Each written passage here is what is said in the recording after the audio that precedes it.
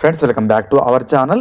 APPSC త్వరలో విడుదల చేయబోతున్న హాస్టల్ వార్డెన్ ఉద్యోగాలకు సంబంధించిన ఇంపార్టెంట్ వీడియోస్ను మన ఛానల్లో తీసుకొస్తుంటే ఈ వీడియోలో భాగంగా పేపర్ 2కు సంబంధించిన ఇంపార్టెంట్ బిట్స్ అయితే తెలుసుకునే ప్రయత్నం చేద్దాం. ఈ ఉద్యోగాలకు సంబంధించిన సిలబస్ తెలుగులో ఇప్పటికే చేస్తున్నాను, చూడని వారు చూసే ప్రయత్నం చేయండి. పీడిఎఫ్ ఫైల్ లింక్ అనేది మన యాప్లో అందుబాటులో ఉంది, సో అక్కడ నుంచి కూడా డౌన్లోడ్ చేసుకోవచ్చు. యాప్ లింక్ అనేది డిస్క్రిప్షన్లో ఉంటుంది. ఈ ఉద్యోగాలకు సంబంధించిన ఇంపార్టెంట్ అప్డేట్స్ని మిస్ కాకుండా చూడాలనుకుంటే మన ఛానల్ని సబ్స్క్రైబ్ చేసుకొని పక్కనున్న బెల్ బటన్ క్లిక్ చేయండి. ఫ్రెండ్స్, క్రింద ఇచ్చిన వాటిని సరైన వరుస క్రమంలో అమర్చండి. శిశువులో జ్ఞానేంద్రియ వికాసాలు ఏవైతే ఉంటాయో వాటిని ఒక సరైన వరుస క్రమంలో అమర్చమంటున్నాడు. చూద్దాం. ఆప్షన్ ఏ రుచి, ఆప్షన్ బి వాసన, ఆప్షన్ సి స్పర్శ, ఆప్షన్ డి వినికిడి, ఆప్షన్ ఈ దృష్టి. సో శిశువులో, నవజాత శిశువులో పుట్టిన నాటికే పూర్తిగా అభివృద్ధి చెంది ఉండే జ్ఞానేంద్రియం ఏది అంటే స్పర్శ అన్నమాట. స్పర్శ మనకు మొదటిగా జ్ఞానేంద్రియ వికాసం అనేది జరుగుతుందన్నమాట. మొదటగా అభివృద్ధి చెంది ఉండే జ్ఞానేంద్రియం ఏదంటే స్పర్శ అని గుర్తుపెట్టుకోండి. సి అనేది ఫస్ట్గా ఉండాలి. సో అన్నిట్లో సి అనేది ఫస్ట్ ఉంది. సో స్పర్శ తర్వాత శిశువులో అభివృద్ధి చెందే రెండవ జ్ఞానేంద్రియం ఏదంటే రుచి. రుచి అనేది రెండవ జ్ఞానేంద్రియం అనమాట. అభివృద్ధి చెందే రెండవ జ్ఞానేంద్రియం సిఏ. అన్నిట్లో కూడా సిఏ అనేది కామన్గా ఉంది. ఆ తర్వాత మనకు మూడో జ్ఞానేంద్రియం, అభివృద్ధి చెందే మూడో జ్ఞానేంద్రియం ఏదంటే వాసన. వాసన అనేది శిశువులో అభివృద్ధి చెందే మూడో జ్ఞానేంద్రియంగా ఉంది. ఆ తర్వాత మనకు చూసుకున్నట్లయితే శిశువులో అభివృద్ధి చెందే నాలుగో జ్ఞానేంద్రియం ఏదంటే వినికిడి. వినికిడి అనేది నాలుగో జ్ఞానేంద్రియం అనమాట. అభివృద్ధి చెందే నాలుగో జ్ఞానేంద్రియం. ఇది 1 కాగా, ఇది 2 కాగా, మనకు ఇది 3, ఇది 4. సో సిఏబిడి ఎక్కడుంది? ఇక్కడ ఉంది. సిఏబిడి అనేది 4th ఆప్షన్ ఉంది. చివరగా మనకు శిశువులో అభివృద్ధి చెందే జ్ఞానేంద్రియం ఏదంటే దృష్టి అనేది గుర్తుపెట్టుకోండి. దృష్టి అనేది చివరగా మనకు అభివృద్ధి చెందుతుంది శిశువులో. కాబట్టి సరైన వరుస క్రమం ఏది? స్పర్శ, రుచి, వాసన, వినికిడి, దృష్టి. ఈ వరుస క్రమంలో శిశువులో మనకు జ్ఞానేంద్రియాలు అనేవి అభివృద్ధి చెందుతాయి. చాలా చాలా ఇంపార్టెంట్ బిట్. ఓకేనా? Next one.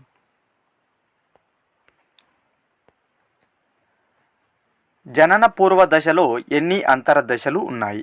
సో మనకు జనన పూర్వ దశ ఉంటుంది కదా, హార్లాక్ ప్రకారం జనన పూర్వ దశలో ఎన్ని అంతర దశలు ఉన్నాయంటున్నాడు. ఇంపార్టెంట్. 1, 2, 3, 4 ఎన్ని దశలు ఉన్నాయని అడుగుతున్నారు. 3 దశలు ఉంటాయి. జనన పూర్వ దశలో 3 దశలు ఉంటాయి. ఏంటి అవి? ఫస్ట్ వన్ చూసుకున్నట్లయితే జైగోట్ దశ అంటాం. జైగోట్ దశ లేదన్నట్లయితే బీజ దశ. సో ఇది వచ్చేసి మనకు 0 నుంచి 2 వారాల వరకు ఉంటుంది జైగోట్ దశ అనేది. రెండవ దశ వచ్చేసి ఎంబ్రియో దశ. ఇది వచ్చేసి మనకు 2వ వారం నుంచి 2 నెలల వరకు ఉంటుంది ఎంబ్రియో దశ అనేది. ఫస్ట్ది జైగోట్ కాగా, రెండోది ఎంబ్రియో దశ. మూడోది వచ్చేసి మనకు చూసుకున్నట్లయితే ఫీటస్ దశ అంటాం. సో ఇది వచ్చేసి మనకు 2వ నెల నుంచి పుట్టినప్పటి వరకు ఉంటుంది ఫీటస్ దశ అనేది. సో ఈ విధంగా మనకు జనన పూర్వ దశ అనేది 3 అంతర్దశలుగా ఉంటుంది ఎలిజబెత్ హార్లాక్ ప్రకారం. ఓకేనా? జైగోట్ దశ 1వది కాగా, ఎంబ్రియో దశ 2వ దశ, 3వ దశ వచ్చేసి మనకు ఫీటస్ దశ అనమాట. ఓకేనా? ఇంపార్టెంట్. Next one. ఆకారాలను మరియు ప్రకార్యాలను సమైక్యపరిచి విశదపరిచే క్లిష్ట ప్రక్రియే వికాసం అని అన్నది ఎవరు? వికాసం సంబంధించిన డెఫినేషన్స్ ఖచ్చితంగా అడుగుతుంటారు. ఇంపార్టెంట్. అందులో భాగంగానే ఈ డెఫినేషన్ ఇచ్చింది ఎవరని అడుగుతున్నారు.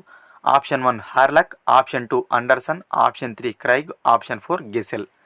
ఆకారాలను మరియు ప్రకార్యాలను సమైక్యపరిచి విశదపరిచే క్లిష్ట ప్రక్రియ వికాసం అన్నది Anderson. Option 2 right answer. So దీన్ని ఏ విధంగా గుర్తుపెట్టుకోవాలి? ఇక్కడ మనకు ఆకారాలు, ప్రకార్యాలు 2 ఇవ్వడం జరిగింది. 2 భాగాలను సమైక్యపరిచి సన్, అండర్సన్ గుర్తుపెట్టుకోండి. సమైక్యపరిచింది ఎవరు? Son, Anderson. మనకు ఈ రెండుని సమైక్యపరచడం జరిగిందని గుర్తుపెట్టుకోండి. లేదన్నట్లయితే ఇక్కడ మనకి ఎన్ని భాగాలు ఉన్నాయి? ఆకారాలు, ప్రకార్యాలు 2 భాగాలు ఉన్నాయి. అండర్సన్లో ఎన్ని భాగాలు ఉన్నాయి? అండర్సన్ 2 భాగాలు ఉన్నాయి. సో ఈ విధంగా డెఫినేషన్ గుర్తుపెట్టుకోండి. ఎందుకంటే సైకాలజీలో మనకు చాలా ఎక్కువ డెఫినేషన్స్ ఉంటాయి. ఖచ్చితంగా కీవర్డ్ లేనిది మనం గుర్తించలేం. కాబట్టి మీకు కీవర్డ్ ఏ విధంగా అనుకూలంగా ఉందో అదే విధంగా మీరు మలుచుకోండి. ఇక్కడైతే నేను సమైక్యపరిచి సన్ అని గుర్తుపెట్టుకుంటున్నాను. ఓకేనా? Option 2 right answer. Next one. 3 లేదా 4 పిల్లలు ఒక చోట చేరి ఆటను పోలిన ఆటను ఆడుకోవడం ఎటువంటి ఆటలు అవుతాయి? ఎటువంటి క్రీడలు అవుతాయి? సో మనకు పూర్వ బాల దశలో, ఉత్తర బాల దశలో కానీ, శైశవ దశలో కానీ పిల్లలు ఆటలు ఆడుతుంటారు, క్రీడలు ఆడుతుంటారు. వాటికి కొన్ని పేర్లు ఉంటాయి. అందులో భాగంగా ఈ ఒక ఆటను పోలిన ఆటను ఆడుకోవడం ఎటువంటి క్రీడలు అవుతాయని అడుగుతున్నారు. ఆప్షన్ 1 సమాంతర క్రీడలు, ఆప్షన్ 2 సహకార క్రీడలు, ఆప్షన్ 3 సంసర్గ క్రీడలు, ఆప్షన్ 4 సాంఘిక క్రీడలు. సో మనకు ముగ్గురు లేదా నలుగురు పిల్లలు ఒక చోట చేరి ఆటను పోలిన ఆటను ఆడుకోవడం అనేది సంసర్గ క్రీడలు అన్నమాట. సంసర్గ క్రీడలని పిలవడం జరుగుతుంది. సేమ్ ఆటను ఆడుకుంటారు అందరు కూడా. ఎగ్జాంపుల్ మనకు ఇసుకలో గూళ్ళు కట్టడం కానీ కోటలు కట్టడం ఎగ్జాంపుల్గా ఉంటుందన్నమాట. ఓకేనా.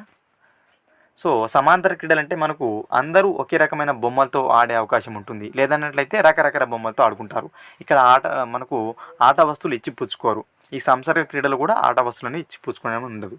సహకార క్రీడలు మాత్రం ఒకరి వస్తువులను ఒకరు ఇచ్చి పుచ్చుకొని ఆడుకుంటారు. ఓకేనా. ఇవన్నీ కూడా మనకు పూర్వ బాల్య దశలో ఆడుకునే ఆటలు. సమాంతర క్రీడలు కానీ, సహకార క్రీడలు కానీ, సంసర్గ క్రీడలు కానీ, ఈ మూడు కూడా మనకు పూర్వ బాల్య దశలో ఆడుకోవడం జరుగుతుంది. సో అదేవిధంగా సాంఘిక క్రీడలు ఎప్పుడు ఆడుకుంటారంటే మనకు ఉత్తర బాల్య దశలో ఆడుకుంటారు. సాంఘిక క్రీడలు ఉత్తర బాల్య దశలో ఆడుకోవడం జరుగుతుంది. గుర్తుపెట్టుకోండి, ఇంపార్టెంట్. ఓకేనా. నెక్స్ట్ వన్, నోమ్ చోమ్స్కీ ప్రకారం క్రింది వాటిలో సరి కానివి. ఓకేనా. మనకు భాషావేత్త అయిన నోమ్ చోమ్స్కీ ప్రకారం క్రింది వాటిలో ఏవి సరికావని అడుగుతున్నారు. సో అందరు తెలిసిందే భాషా వికాస సిద్ధాంతంను చోమ్స్కీ ప్రతిపాదించాడు. ఇతను ఏ దేశానికి చెందిన శాస్త్రవేత్త అంటే అమెరికాకు చెందిన శాస్త్రవేత్త. ఓకేనా. ఆప్షన్ ఏ భాషా సామర్థ్యం గరిష్టంగా 4 నుంచి 12 సంవత్సరాల మధ్యలో ఉంటుంది. ఆప్షన్ బి LAD అనగా లాంగ్వేజ్ అక్వైర్డ్ డివైస్. సో ఈ రెండిట్లో ఏవి తప్పు అని అడుగుతున్నారు. ఏ తప్పు, బి తప్పు, ఏబి తప్పు, ఏబి సరైనవి.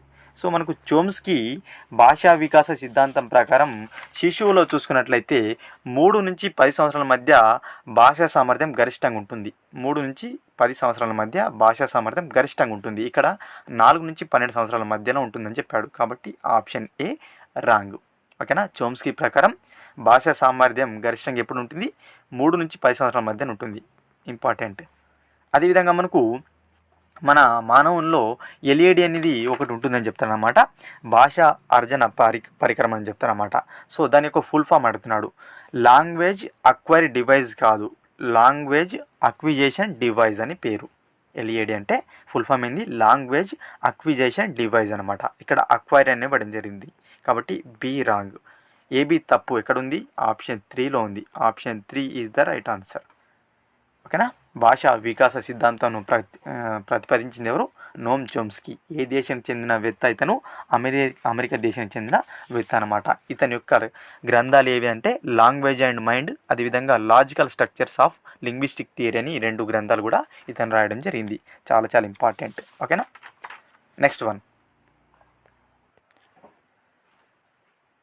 క్రింది వాటిలో సరికానివి.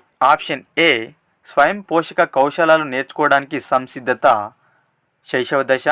ఓకేనా. స్వయం పోషక కౌశలాలు అంటే తినడం కానీ, స్నానం చేయడం కానీ, బట్టలు వేసుకోవడం వంటివి స్వయం పోషక కౌశలాలు అంటాం. ఇది నేర్చుకోవడానికి సంసిద్ధత ఏ దశలో ఏర్పడుతుందంటే శైశవ దశ అంటున్నాడు. Option A.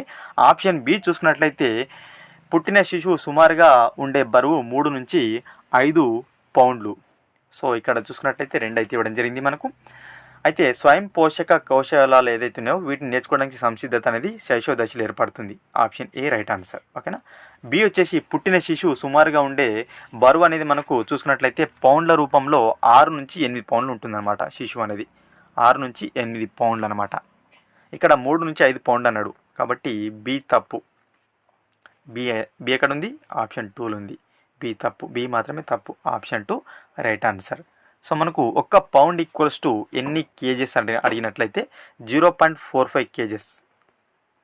ఓకేనా. 0.45 కేజెస్ అనమాట. సుమారుగా మనకు పుట్టిన శిశువు మన కేజెస్లో 2.5 to 3.5 కేజెస్ అనమాట. పౌండ్లలో అడిగితే 6 to 8 పౌండ్స్ అని గుర్తుపెట్టుకోండి. ఇంపార్టెంట్. ఓకేనా. నెక్స్ట్ వన్, పూర్వ బాల్య దశలో వచ్చే పాలదంతాల సంఖ్య. Option 1 20, option 2 16, option 3 4, option 4 10. పూర్వ బాల్య దశలో ఎన్ని పాలదంతాలు వస్తాయంటే 4 మాత్రమే వస్తాయి. చాలామంది 20 అనుకుంటారు. 20. ఈ పూర్వ బాల్య దశ పూర్తయిన నాటికి ఉండే పాలదంతాల సంఖ్య 20 కాగా కేవలం పూర్వ బాల్య దశలో వచ్చేవి మాత్రం 4. శైశవ దశలో 16 వస్తాయి, పూర్వ బాల్య దశలో 4 వస్తాయి. అవి మొత్తం కలిపి పూర్వ బాల్య దశ పూర్తయిన నాటికి 20 ఉంటాయి. గుర్తుపెట్టుకోండి. శైశవ దశలో వచ్చే పాలదంతాలన్నీ 16, ఇక్కడ పూర్వ బాల్య దశలో 4. ఈ దశ పూర్తయిన నాటికి ఎన్ని అని అడిగినట్లయితే మాత్రం ఆన్సర్ 20 అవుతుంది. గమనించండి, ఈ దశలో వచ్చే మాత్రం 4. Option 3 right answer. ఓకేనా. నెక్స్ట్ వన్, శైశవ దశకు సంబంధించి సరి అయినవి. ఆప్షన్ ఏ, ఎత్తు సుమారుగా 30 అంగుళాలు ఉంటుంది ఈ దశలో. ఆప్షన్ బి, మొదటి పాలదంతం 6 నుంచి 8 నెలల మధ్య ఉంటుంది. సో శైశవ దశ మనకు చూసుకున్నట్లయితే 3వ వారం నుంచి 2 సంవత్సరాల వరకు ఉంటుంది హార్లాక్ ప్రకారం, అందరు తెలిసిందే. ఈ దశలో మనకు చూసుకున్నట్లయితే శిశువు పుట్టినప్పటికంటే ఈ దశలో 1.5 రెట్లు ఎత్తు అనేది పెరుగుతాడు. దాదాపుగా 30 అంగుళాలు పెరగడం జరుగుతుంది ఈ దశలో. ఇది సరైనది. ఆప్షన్ బి, మొదటి పాలదంతం 6 నుంచి 8 నెలల మధ్య వస్తుంది. కరెక్టే ఇది కూడా. మొదటి పాలదంతం శిశువులో 6 నుంచి 8 నెలల మధ్యలో వస్తుందన్నమాట. A B right. Option 4 right answer. Previous బిట్లో చెప్పాం శైశవ దశలో వచ్చే మొత్తం పాలదంతాల సంఖ్య ఎంత? 16. మొదటిది మాత్రం 6 నుంచి 8 నెలల కాలంలో వస్తుంది. ఓకేనా, ఇంపార్టెంట్. నెక్స్ట్ వన్, ఎన్ని రోజుల వయసులో శిశువు తన తల్లి వాక్కును గుర్తించగలదు? పుట్టిన శిశువు అనేది ఎన్ని రోజుల వయసులో తన తల్లి యొక్క మాటను గుర్తించగలదని అడుగుతున్నారు. ఆప్షన్ ఏ 6 రోజులు, ఆప్షన్ 2 7 రోజులు, ఆప్షన్ 3 8 రోజులు, ఆప్షన్ 4 9 రోజులు. పుట్టిన శిశువు తన తల్లి యొక్క వాక్కును 7 రోజుల వయసులో గుర్తిస్తుంది. 7 days టైంలో తల్లి యొక్క వాక్కును శిశువు గుర్తిస్తుంది. చాలా చాలా ఇంపార్టెంట్. Option 2 right answer. అయితే 2 years వయసుకు వచ్చేసరికి తన తండ్రి అదేవిధంగా ఇతరుల వాక్కుకు మధ్య గల తేడాను శిశువు గుర్తిస్తుంది. 2 yearsకి వచ్చేసరికి తన తండ్రి ఇతరుల యొక్క వాక్కుల మధ్య తేడాను గుర్తించగలదనమాట. అదేవిధంగా 3 months టైంలో అచ్చులను పోలిన శబ్దాలను శిశువు చేస్తుంటుందన్నమాట. ఇంపార్టెంట్. ఓకేనా. శిశువు 7 రోజుల వయసులో తల్లి యొక్క వాక్కును గుర్తించగలదు. Option 2 right answer. Next one and last one, సంధికాలం అని పిలిచే దశ. సో సంధికాలం అని ఏ దశని పిలుస్తారంటున్నారు. ఆప్షన్ 1 నవజాత శిశువు, ఆప్షన్ 2 శైశవ దశ, ఆప్షన్ 3 పూర్వ బాల్య దశ, ఆప్షన్ 4 జనన పూర్వ దశ. సో మనకు నవజాత శిశువు దశ ఏదైతుందో ఈ దశను సంధికాలం అని పిలుస్తారు. నవజాత శిశువు దశ ఏదైతుందో ఎన్ని రోజుల నుంచి ఎన్ని రోజుల వరకు ఉంటుందంటే పుట్టినప్పటి నుంచి 2 weeks వరకు ఉంటుంది. ఇది సంధికాలం అన్నమాట. ఈ దశ సంధికాలంగా ఉంటుంది. ఓకేనా. ఈ దశలో శిశువు జననాంతర పరిసరాలకు సర్దుబాటు చేసుకోవడం జరుగుతుందన్నమాట. ఓకేనా. ఈ దశలోనే మనకు మొదటి ఉద్వేగమైన ఉత్తేజం కూడా ఏర్పడుతుంది. చాలా చాలా ఇంపార్టెంట్. Option 1 right answer.